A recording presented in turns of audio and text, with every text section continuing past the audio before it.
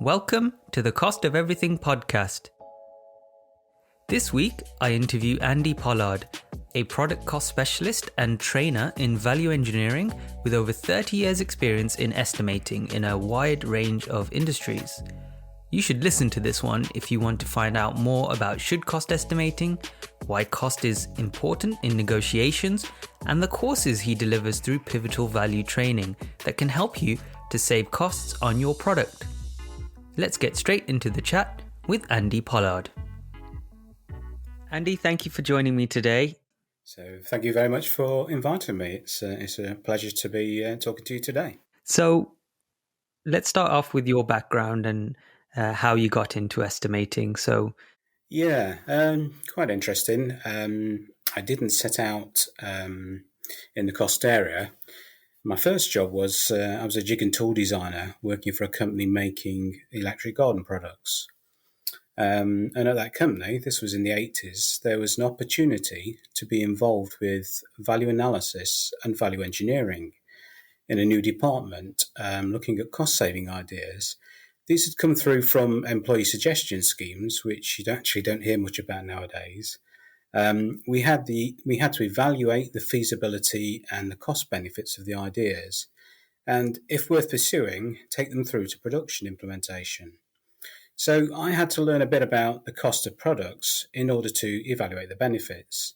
So this was my first step into costing, but quite a broad brush approach.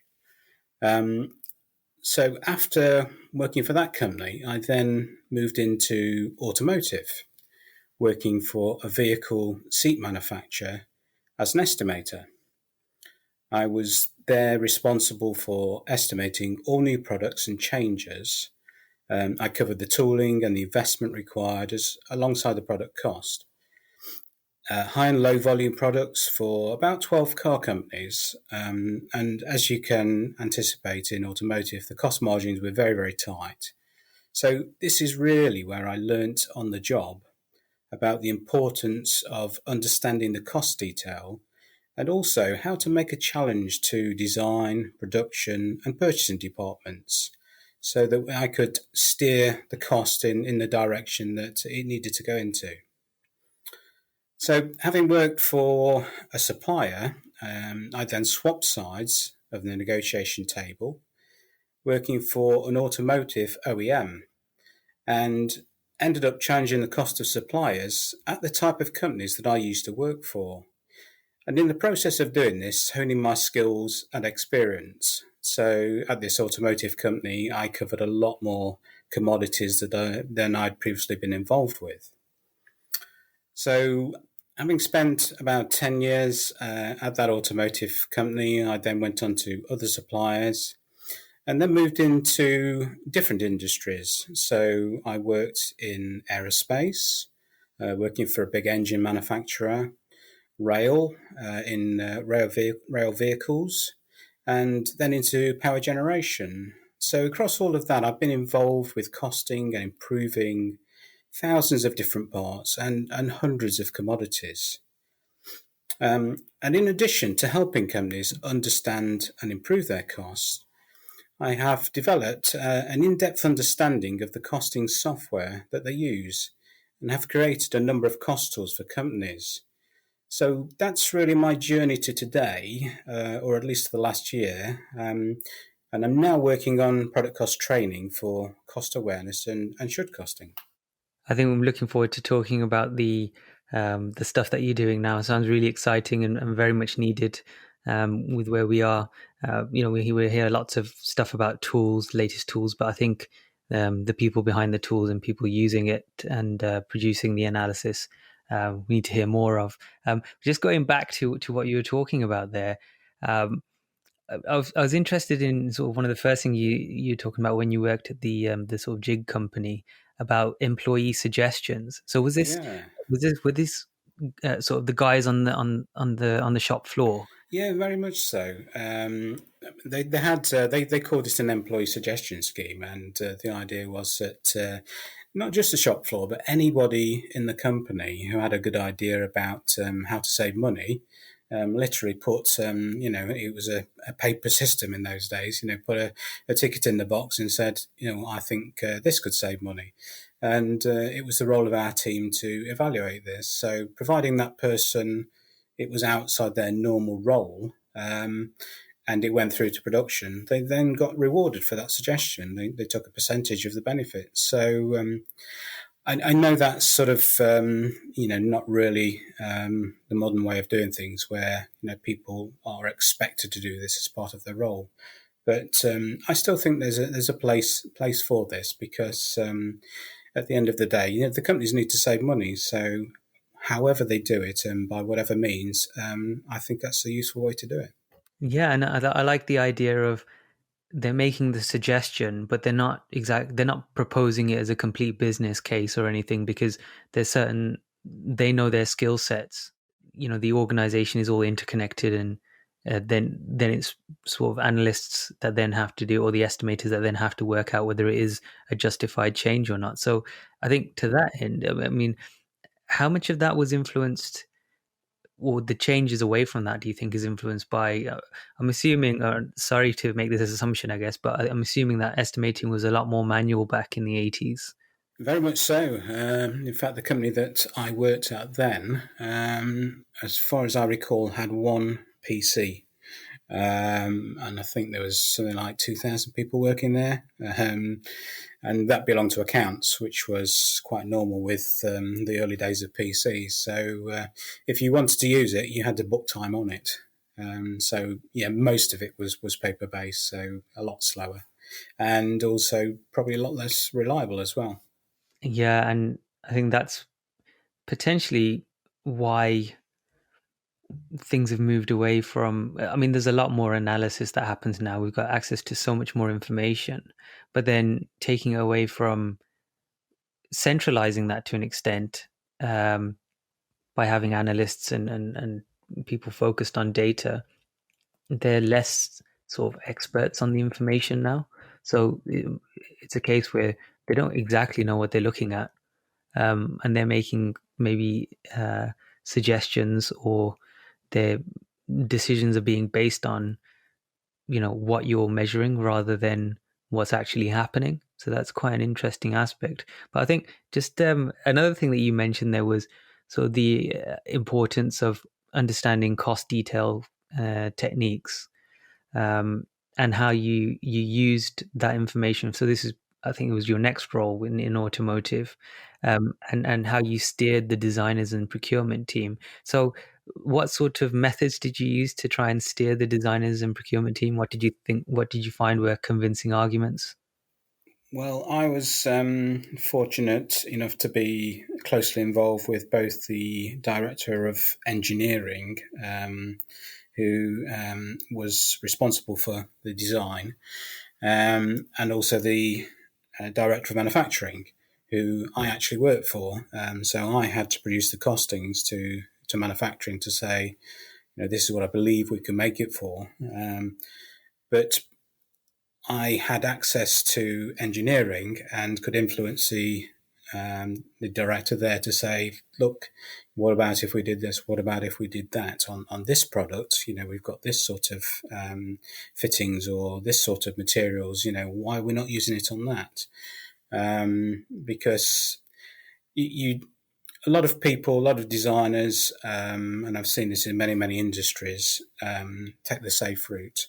If something's already proven and working, that they copy or they replicate, what already happens, because they know it won't fail. Which is admirable. I understand why they do it, but at the same time, by doing that, we don't evaluate, we don't move forward, and so at some points we have to take some risks, or we have to make some changes which we can evaluate separately to main production.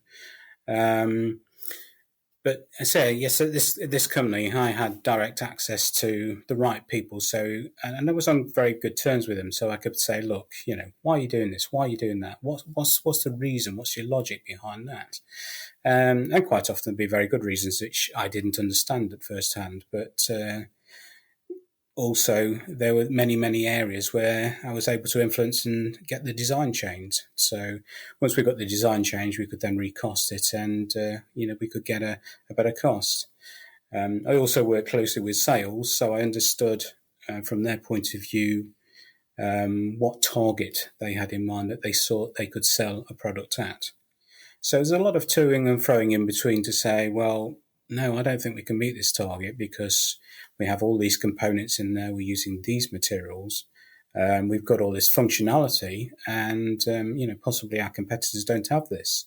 So it's challenging all those fixed ideas and conceptions, and saying, what if we did this? What if we did that? But it's a constant push and a constant loop, as costing is.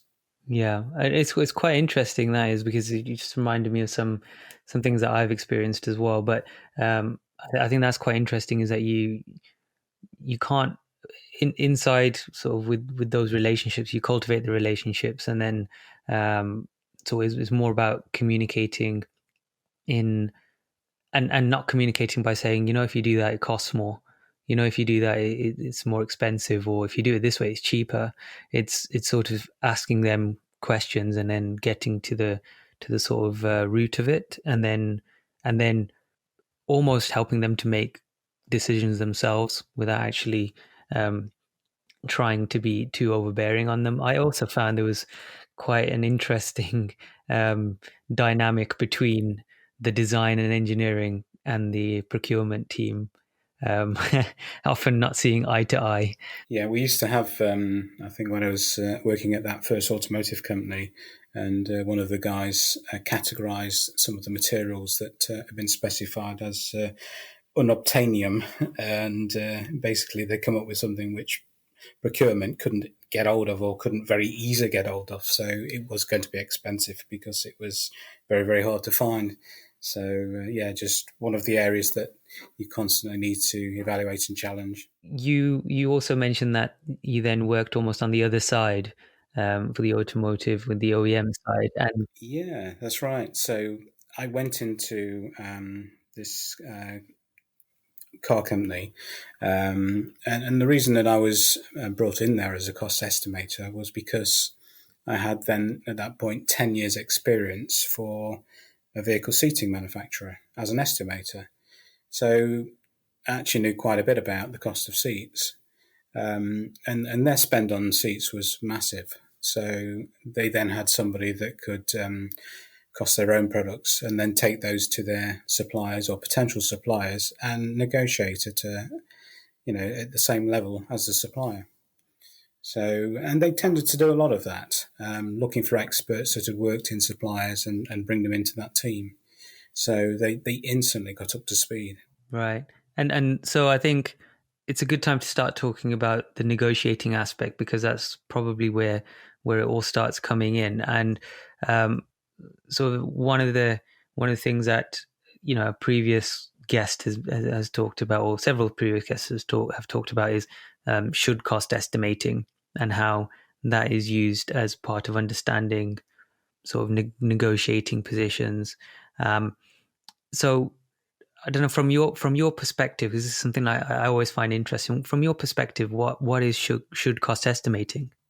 Okay, should cost estimating. It's the term itself is quite interesting, but to me, should cost estimate is a calculation of what a product costs and also what it may sell for based on a particular scenario, and that's the key thing. It's a specific scenario. Now, this scenario used for the costing will cover many things, like, for instance, how many are going to be made, what country it's going to be manufactured in, how it's going to be made, the process, the level of automation, what materials and amounts of materials, what the overhead structure might be. Is it a large company or a small company that are going to make it, and what the expectations are for profit margin. So different companies have, different expectations on profit margins. Some have a minimum that they expect their products to make. Others really look to the market a little bit more and say, well, yeah, we think we could make this or we could make that. But it's really understanding all of those things to say, this is what this costing is based on. So when you create a should costing, you've created a cost breakdown, which is really a starting point for understanding the cost. But it's a very useful document for having a discussion with the supplier or the internal manufacturing department about where the cost can be improved. The should cost part, the word should only really implies that based on these assumptions, this is the costing. Should costing is used for setting budgets, tracking cost, analysing cost, negotiating and improving cost. And as you gain more and more detailed information, the costing gets refined and revised and then updates the scenario. So, dependent on the requirement for the should cost, the accuracy of the data may be more or less important. A should costing used for a directional decision may work with less accuracy than a should costing for a supply negotiation, and therefore the time to create the costing may also be lower. So there are many, many different things that come under the banner of should cost, but essentially it's a costing or a calculation based on a specific scenario. So from that perspective, I mean, a lot of the things you were discussing earlier, in terms of, it seems like quite a detailed process. So I don't know whether from the perspective of a small company, something like this might be feasible. Is this something only bigger companies can do effectively? This is something that any size of company can do. Where they struggle, some of the smaller companies, is the amount of information that they have behind it. When I worked for that first automotive company making seats, they manufactured all of the product. So they had all of that reference information on their shop floor. So in terms of should costing their own products, that wasn't very difficult because they then had access to finance and all the departments which they needed to build. And I built a little spreadsheet system to put all of that together. But everything was at hand. When you're estimating products that you are buying in, so in the same way that the car company was buying in the seats, if you're a small company, it's very difficult to be able to do that with the amount of resource that you have, or to have somebody dedicated to doing that. So it's possible, but it really depends on the company. Some companies are very, very focused on understanding the cost, and others not to the same extent. And that's true not only with a very small company, but also with very large companies. As I've moved through different industries, in particular rail was quite an eye-opening, that they're not as focused on cost as automotive. But I think part of this is the number of players in the market and the level of the profit margins.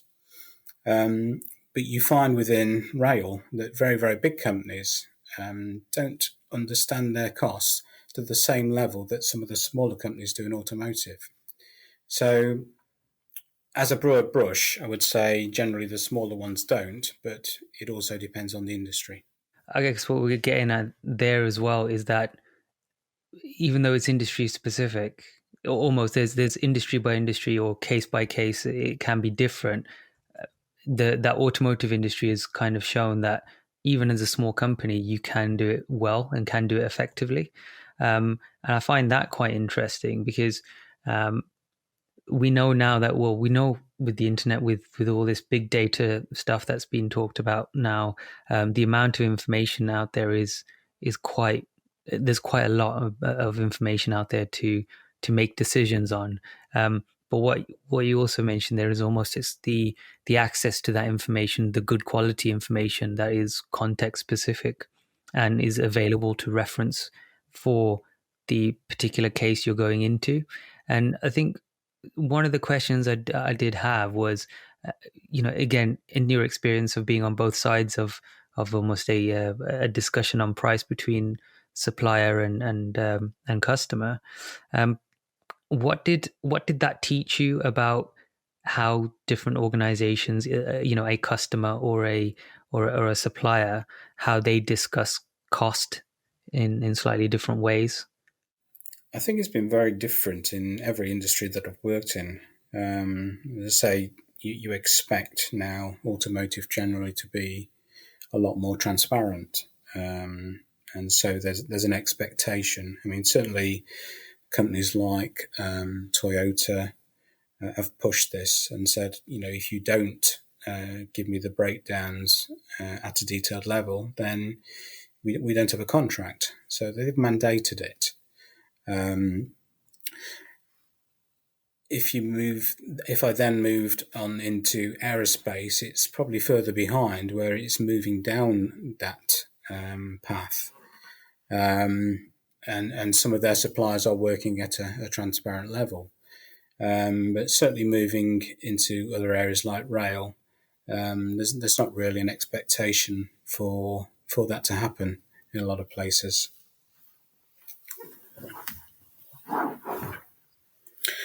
So for me, open book costing, doesn't just benefit the buyer; it benefits the supplier. It's when you have true open book costing and transparency, what you have are two partners working together. When they're both working together, they're both focused on the cost, but they respect each other's position and recognize that it's important for the supplier to make a healthy margin so that supplier is then still around for the next program. They also work together on understanding and planning the costs for the next number of years to see where they could maybe improve their equipment with the right investment. They could maybe develop new materials and processes which will bring the cost down year on year and allow the client, the customer, to meet the levels that make them profitable as well. So it's a win-win from both sides. So I think for me, it's a no-brainer. Open book costing is the right way to go, but you have to have the right agreement between the supplier and the customer. It's got to be a partnership. That's interesting. I mean, this is obviously quite widely debated, really, whether you do go open book. And like you say, some industries, they mandate it, and that's possibly to do with the sheer size of some of the organization's power structures. But like you said, there is well, the other question I had there then is that interdependency exists in certain industries, but have you got sort of experience of industries where it's less of a trusting atmosphere, and that's been potentially to the detriment of negotiating a good price? Yeah, no, absolutely. I mean, there are certain commodities which are generally more open to open book because there are plenty of suppliers in that market. So if you look at simple bracketry or fabrications, quite often it's quite possible to get open book costing with the suppliers, but there is cost pressure for them to compete. When you get into more niche products where there's IP involved and special knowledge, and maybe there are only one or two suppliers in the market, the supplier has more leverage than the customer. So unless the supplier wants to do that and is open to it, then that can be very difficult to set up. I find it quite interesting that these are potentially skills that people can, or companies can learn. That the estimators working there or people in related areas where you might not have a specific estimator, they can pick these skills up. So, what is pivotal value training? Okay, so as I've been working as a cost engineer for something like 30 years now, I've come across many companies and situations where certainly with buyers, I find that they don't have a manufacturing background, they don't have a cost background, and so for them it's difficult not impossible, but difficult to leverage negotiation with suppliers, because all they can really talk about if they don't understand the cost is the price. And that can only be a very, very simple discussion then about a price reduction. So if these buyers and such people had opportunity to learn more about the product, to learn a little bit about the cost of the product, and to get some cost awareness, I'm sure that would definitely help them to to leverage better savings, and also, as we were just talking about, to set up better relations with the suppliers, because you're talking on a one-to-one basis. So I've currently got 2 training courses. The first of those training courses is aimed at the buyers and anybody really who would gain from learning about product cost and how what they do impacts it. So the product cost awareness course teaches students about product cost structures, all the areas of cost and price that they would need to consider, fundamental differences between price, cost, and value, observing and collecting cost information, how different departments influence costs, which is something we were talking about earlier, and how to challenge their thinking, looking at product design improvements, tools and methods such as quotation breakdown forms and gap analysis, hands-on creating exercises for comparing costings, creating ideas for cost savings, delivering savings and building their costing further and wider, but also about taking a longer view of costs to plan for the best cost opportunities. So the aim of the course is to provide students with the required technical skills and practice, but also to inspire them to challenge areas outside their normal domain that are responsible for driving costs into the product. So that's the main course, and then there is a free course that's available, which walks through students through the supply quotation breakdowns forms. So it shows them what's expected in a supply quotation breakdown form, what all the information means, and what they should be asking their suppliers to provide to them to assist their negotiations. And later on this year, I will be launching a course which will be an introduction to should costing. So all of these courses are around product awareness or product should costing. These courses are on your website, and I'll put the links to the courses in the description. Quite cool that there's a free course there as well. And what I like about the product cost one is it's not just teaching you how to do product costing, it's how to learn about product costing as well. So awareness of it. And although it's useful in the should cost realm for negotiation, what you mentioned in terms of understanding by the time you get to a negotiation and you don't understand your cost, if you're just negotiating on the price, you're a bit too late essentially, and you need to understand your cost, so that actually if you do notice that we're not going to make a profit on this, you can know that early enough, almost in your design process, so you can start modifying your design based on your understanding of cost. So, and it's almost, in a way, as we've discussed before, to train someone from an engineering or technical background to understand cost is a lot easier than just being purely cost and trying to understand the technical background after. So those kind of skills that you have from a technical analysis perspective, it will stand you in good stead and should allow you to pick up cost.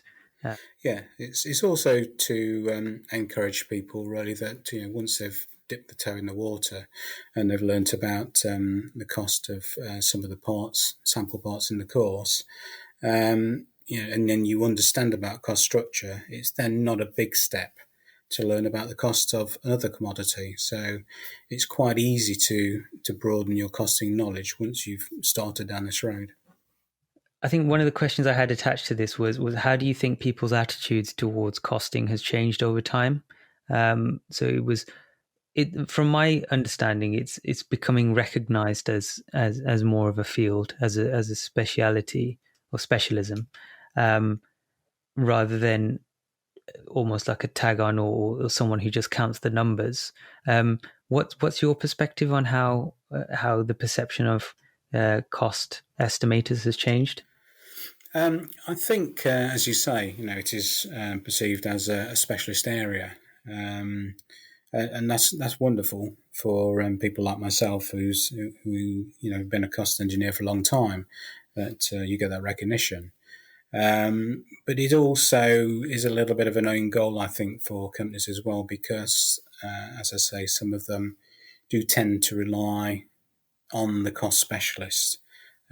So other people are then lacking any sort of awareness of cost at all. So, by giving some sort of access to training for at least a basic level of costing, you then produce a massive team of people who can contribute to cost saving. So it's important that it's recognised, for sure. I think that's been a long time coming. But equally, I think we need to spread some of the knowledge. And that's really important, actually. Yeah, and demystifying it, and then also, it makes it more transparent, because I think there's sometimes um, that experience of not having any information whatsoever, and then someone coming up to you and expecting you to produce an estimate that is, to the nearest pence of how much it's going to cost. And really, it's understanding, having an awareness of what cost estimating is about helps, the rest of your team almost to understand what they need to be able to provide in order for you to give them any value. So I think that's also an important part of it. So I think just to round things up, really, I'm going to spring this question on you, basically, because I'm not letting you prepare for this one. But what is the most interesting thing that you've had to estimate? Yeah, no, there've been many, many, which have been, and some of them have been totally outside of my area of knowledge as well. So I think beyond automotive, I think in aerospace, they were completely new things to me. So I'd gone from automotive of high volume, low price, products that are made very, very quickly, and measuring those in seconds, and then moving into aerospace, working on gas turbine engines, where you are now talking of hours instead of seconds, and a total different order of cost. So that was just a huge challenge to move into that. And then moving through rail, completely new things in there. One of the things I did in rail was I did a physical teardown of a complete HVAC system, which goes on top of a train. So that was a big challenge and very, very different. And what was interesting about that activity as well was that a lot of the people who have been involved in the design of that had never really seen inside a unit. It was all sort of from drawings and from technical data. So seeing some hands-on stuff, which I was physically tearing apart, was also useful for them. So that was quite an interesting one. And then in my last role, I worked for a company making very, very large engines for gas engines for power generation, where you had crankshafts which were 4 meters long. So very, very different area for me again. So there was definitely some stuff in there which it took a lot of head scratching, to understand how to approach that and cost it. So probably some of the stuff in that, I would say, was some of the strangest things for me anyway, that I had to cost. All sorts of flexible bellows that go on pipes and things in exotic materials which have to stand massive temperatures. So yeah.